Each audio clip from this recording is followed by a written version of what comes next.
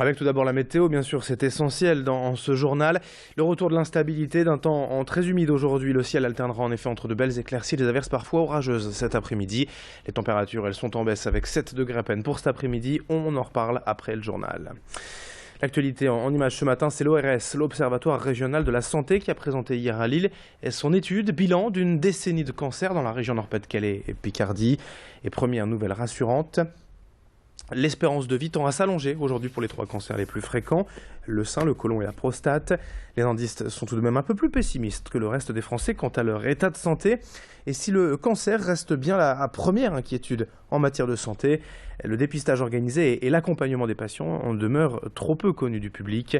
D'où l'importance toujours d'en parler régulièrement. Écoutez ces quelques chiffres recueillis par Louis Caillé. En 10 ans, les traitements du cancer sont jugés bien plus efficaces que par le passé et bien moins invasifs, c'est-à-dire tout ce qui est effet secondaire, etc. Il y a vraiment une connaissance pour 81% des interrogés. Et 70% des personnes pensent que les traitements sont plus adaptés à chaque patient, plus personnalisés et plus faciles à supporter aussi. Les effets secondaires sont moins invasifs. Toujours à propos de santé, dans cette édition, le travail de l'association Les Papillons Blancs de Tourcoing est mis à mal par la baisse de leur budget. Et cette année, notamment la baisse des dotations du département de 4% pour 2016. L'association travaille à l'accompagnement des personnes handicapées. Or, on sait qu'il manque aujourd'hui beaucoup de places d'accueil en France et que de nombreuses familles doivent ainsi s'exiler en Belgique pour soigner un proche atteint de handicap. L'accompagnement personnalisé est essentiel pour aider ces patients à rester le plus autonome possible. Et concrètement, une personne intégrée dans un foyer de vie peut avoir besoin, arrivé à un certain âge, d'un suivi plus appuyé, voire un suivi médical. La présidente des Papillons Blancs nous parle de son travail. Malgré les difficultés, elle reste motivée. Au micro de Céline Huret. 8 personnes qui vivaient, qui bénéficiaient d'un accompagnement dans une structure foyer d'accueil médicalisé, donc qui vivaient en collectivité, grâce à l'accompagnement qui leur a été proposé pendant un certain nombre d'années, ont évolué, ont gagné en autonomie, donc revendiquent autre chose. Donc l'Agence régionale de santé et le département nous a suivis en nous donnant les moyens de créer 8 appartements, si vous voulez, extérieurs, externalisés, où ces personnes vont pouvoir poursuivre leur vie avec plus d'autonomie et bénéficier d'un accompagnement autre que ce qu'elles pouvaient bénéficier avant. 7h18 en direct ce matin sur Grand Lille TV, comme chaque mercredi, vous le savez, vous retrouvez nos avocats lillois et la rubrique C'est votre droit. Aujourd'hui, on va parler de résidence alternée.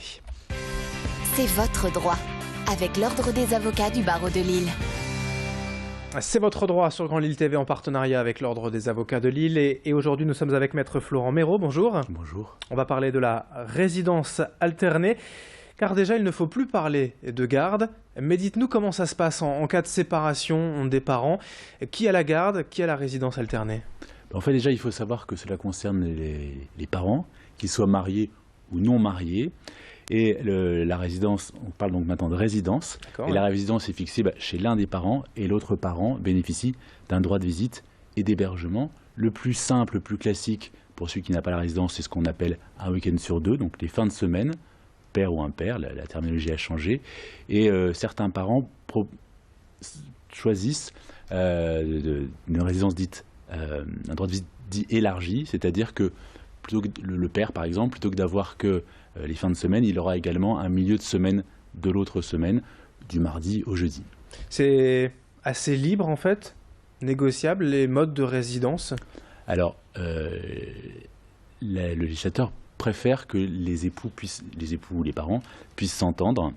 Et quand ils ne s'entendent pas, le juge peut soit homologuer une situation de fait ou une solution choisie, négociée, souvent avec les avocats, par les parents, ou alors le juge tranche et il fixe des résidences chez l'un ou chez l'autre. Que dit la loi vraiment?